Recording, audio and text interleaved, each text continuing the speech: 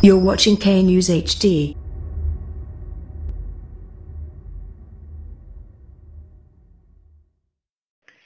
السلام علیکم، آپ دیکھ رہے ہیں کے نیوز چینل۔ خبر شامل کرتے ہیں کراچی سے۔ ہماری نمائندہ محمودہ بانو کی رپورٹ کے مطابق S S P east Tanveer Alam Odho اور D I G Amir Farooqui کے احکامات کے مطابق S H O Jamshed Imran Afridi نے نوجوان نسل کو تباہ کرنے والوں کے خلاف کارروائی کرتے ہوئے شیشہ حقہ ڈیلر کو گرفتار کر لیا۔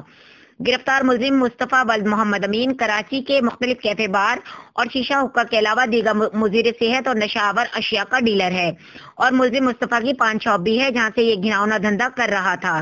پولیس نے کارروائی کرتے ہوئے ملزم کے قبضے سے شیشہ، ویب شیشہ، 136 packet flavour carton, coil pipe, چلم، لکوڈ فلیور اور شیشہ سگریٹ برآمد کر لیے۔ ملزم کے خلاف ایف آئی آر درج کر لی گئی ہے۔ مزید کارروائی جاری ہے اور انہوں نے جیسی صورتحال بھی ہوئی ویسی ہی کارروائی عمل میں لائی جائے گی۔